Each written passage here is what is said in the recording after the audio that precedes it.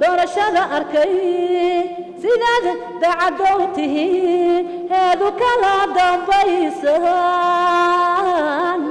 ku diirsaday baatihi Somaliland ku diirsaday baatihi munaasabaddan hadhima sharafeedka ee maamulka telefishinka caalamiga Hon Cable TV u sameeyay Farxiye Axmed Cadaawa Fiska oo ah fanaanad caan oo laga yaqaan geeyga Soomaalida isla markaana muddooyinkii u dambeysayna booqasho ku joogtay Somaliland gaar ahaan oo soo casuumay telefishinka caalamiga Hon Cable TV ayaa waxa madasha casuumadaasi hadhima sharafeedka ka soo qayb galay mas'uuliyiin ka socota xukuumadda fanaaniin abwaano aqoonyahanno iyo sidoo kale haldoorka dhalinyarada Somaliland ugu horeyn halkaas waxa ka hadlay barasabteenka gobolka Maroodijeex Khadar iyo sidoo kale gudoomiyaha wargeyska Dawan Maxamed Axmed Jaamac iyo Xasan Waraabe Cadde oo ka tirsan mas'uuliyiinta wasaaradda dhalinyarada iyo ciyaaraha Somaliland iyo sidoo kale agaasimaha guud ee wasaaradda shaqagelinta Somaliland Maxamed Ilkacase waxaana ka mid ah daladoodii runtii farxad weyn bay noo tahay in walaasheen aynu ku soo dhaweyno Somaliland gaar ahaan caasimadda inaynu ku soo dhaweyno runtii farxad weyn bay inoo tahay walaashay Fadxiye weyn soo dhaweynaa Fadxiye si caalamkana way qaaday heestii fankeedu boqolkiiba boqol ku noqonayay way qaado fanaanku markuu Hargeysa waa soo fanaan buura noqda fanaanku markaa heestii Hargeysana Fadxiye maandhood bay qaaday inuu xasan dhuxul lahaban maranayaa handaran beersan waa fanaan maanta mardii Hargeysa ay u qaaday waayo Saare Axmed bay la iskeel noqonaysaa oo de hore ugu heesay Cabdiraxmaan Dheere iyo groupkaadii oo Hargeysa hore ugu heesay ku soo dhawow lana walaalo dhalinyarta waxaan furayaa kulli Farxiye waxay dhigaysaa show bay dhigaysaa intii magaalada shidaysayna waa inta barta fadhida maanta marka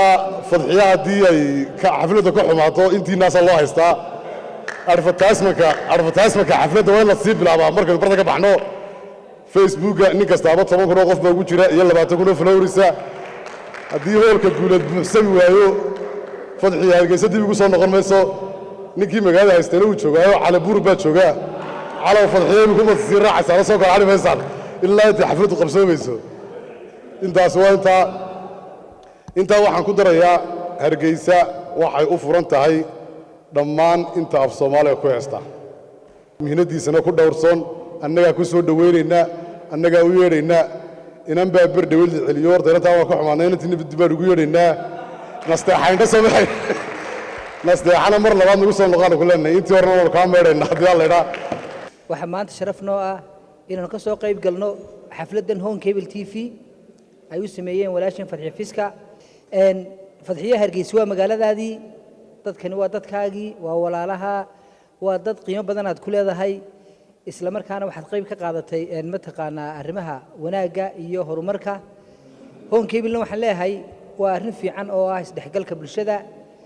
in la dhiirigeliyo dad badan ayaa taa kula dareena oo maanta imaatikaaga dhiirigelin weyn oo weyn ay u noqotay Hon Cable TV aad bay u maadsanyihiin bahda ciyaaraha iyo bahda isboortiga iyo fankuna ma kala foga waxa inagu waajiba haddaynu meesha buuxin kari weyn waxaan u maleeyaa in waa guuleed baan u maleeyaa waxay tahay inay nagu yaraataan filaya sababtoo ay isku diyaarinayaan magaaladuna waan arkay oo imikayba sii bilaabeen inay waxooda nin walba lacagtiisii uu sii salaxdo marka taariikh baad ka tagi doontaa insha Allah xafladan qiimaha badan leh sida fiican loo aloosay uu inoo fidiyay Hon Cable TV oo ka mas'uul yahay Maxamed Cabdi Sheekh Ilig oo aynu ugu talagalay walaasheen fanaanada caanka ee laga yaqaano geeyiga dadka afka Soomaaliya ku hadla oo dhan ay degan yihiin Fadxiye Fiska oo aan marti ku ahayn geeyiga Somaliland magaalada Hargeysa laakiin shaqo joogta dalkeedii waxaan leenahay iyada iyo gabdhaha kale fanaaniintaaba soo dhawow sidoo kale iyaguna halkaas waxa ka hadlay Mukhtaar Caydaruus Dhako Cali Maxamed iyo sidoo kale Guuleed oo soo dhaweeyay qada sharafta loo sameeyay fanaanada caanka ee Farxiye Fiska waxaana kamid ah ladoodii mid waa mahadnaqa Hon Cable TV casuumada Farxiye Fiska midna waxay ahayd in hoolka aynu soo buuxino oo asxaabta inagu xidhan aynu gaarsiino in afarta bisha la dhigayo show aad u heer sareeya oo lagu soo dhaweynayo walaasha Farxiye Fiska nin kasta ha gaarsiiyo saaxiibadii oo ha u sheego in showgaasi laga soo qayb galo runtii Farxiyada wax filay hadalku ku dhamaadaan oo in yar baan ugu qaxsinayaa in waan ku haybinayo hurdo kaamalado huqdaada ay dishee markaa farxiya soo dhawow dhammaan waa salaamaya marti sharaf xafladda ka soo qayb gashay ee ugu horreeya mas-uuliyiintii dowladda farxiyana aad baan u salaamayaa soo dhawow baan leeyahay hadal maxamed baa dhameeyey wuxuu yidhi farxiya mar hadday hargeysa timi way xaqiijisay fankeedii aad baan kuu salaamayaa farxiya soo dhawow magaaladu waa magaaladaadii dadaanu walaalanahay dadaalo nabadaho isu tashaday ayaa tihin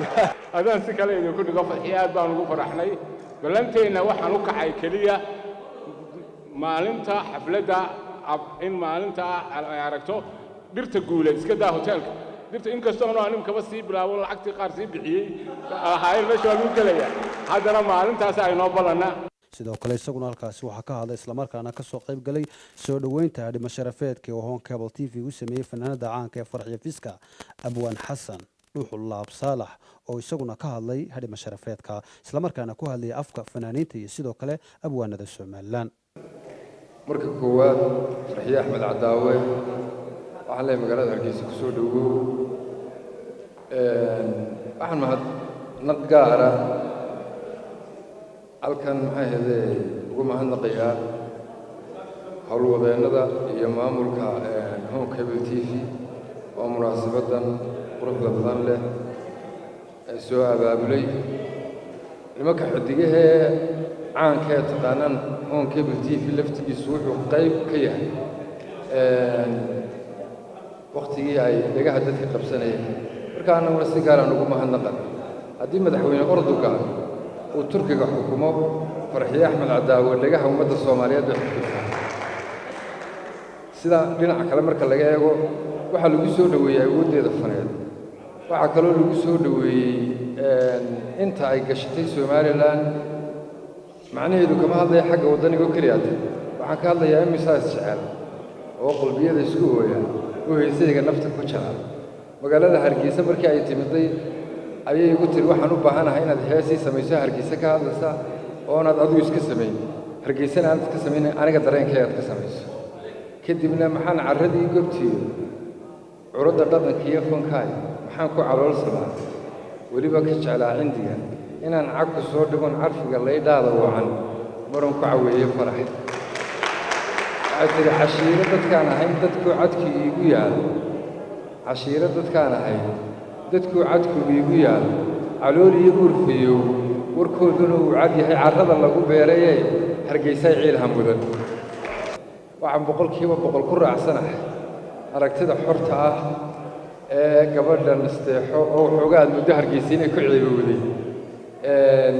weli mar labaad ma soo dhaweynayna nasteexo waxaan leenahay horta wixii dhacay xaal ka qaado magaaladu waa magaaladaadii sida Farxiyo loo soo dhaweeyay baan ku soo dhaweynaynaa hablaha Soomaaliyeed ee fanka ku jira xurmay naga mudan yihiin habloor bay naga mudan yihiin tixgelin bay naga mudan yihiin adiguna anagoo intii hore ka maydhana hawshaada waaban la weyneynaa aan afarta bisha Farxiyo Axmed Cadaawe waxay ku qabanaysaa guuriyada hotel waa maalnimada Khamiista habeenimada Jimcuhu soo galayo xafladaasi intii magaalada shidisay way hor fadhiyaan sidoo kale isaguna halkaasi waxaa ka hadlay musician caanka Saxadiid Maxamed Saxadiid oo qayb ka ah Honsat Music waxaanu yidhi waxaa halkan maanta qado sharaf loogu sameeyey Farxiyo Fiska Farxiyo Axmed Cadaawe Farxiyo waxaan leenahay mar labaad mar saddexaad iyo mar afraad ku soo dhawow magaalada Hargeysa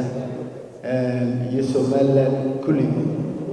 sidoo kale fanaanada caanka ee Quintasho oo qayb ka ahayd casuumadda loo fiidiyay Farxiyo Fiska ayaa iyaduna halkaas ka hadashay islamarkaana cabirtay dareenkeeda waxaana uga mahad celisay Home Cable TV sida uu fanaaniinta Soomaalida u garab taagan yahay salaamay waxaan halkan u mahad celinayaa walaalahay Soomaaliland dhamaantood sida sharafta leh noo soo dhaweeyay waxaan kaloo aad iyo aad ugu mahad celinayaa Home Cable TV Honsat waxaan leeyahay waa mahadsantiin farxaan dhammaan shaqaalaha Home Cable TV dhanka kale iyaduna halkaas waxaa ka hadashay fanaanada marti sharafta dhimo sharafeedkii Home Cable TV u sameeyey Farxiyo Fiska oo uga mahad celisay telefishinka caalamiga ee Home Cable TV sida sharafta leh ay u hayeen muddadii ay joogtay Soomaaliland waxaana tiri aad iyo aad waxaan ugu faraxsanahay horta Somaliland aan weligay Allah imaanin aan u heesi jiray dadkeedan jeclahay dalkeedan jeclahay all asxaabteeda waaye wadanka waa wadankeygii weligay aan jeclahay weligayna waa u heesi doonaa insha Allah intaan ka dhimanahay hadduu Ilaahay idmo dayhiyo nafta calayuhu dayhiyo nafta calayuhu dayhiyo nafta kugu dhalalayo maankaada dhayda calayuhu weligaa hadhicin ugu dambeyntiina halkaasi waxaa ka hadlay agaasimaha guud ee telefishinka caalamiga hoon cable TV maxamed cabdi sheekh ilig oo sheegay inay ka TV ahaan mar walba diyaar u yihiin sidii ay u garab taagnaan lahaayeen fanaaniinta ku heesta afka Soomaaliga waxaanu yidhi mahadnaqayaa dhammaantiin dhammaan marti sharafta qiimaha badan ee sharafta badan ee reer Hargeysa iyo reer Somaliland iyo geyga Soomaalida ba iskaga kala wada timid aad baan idinku mahadnaqayaa wada mahadsantiin aad baad mahadsantiin hambalyo baan leenahay walaasheenna waan soo dhaweynaynaa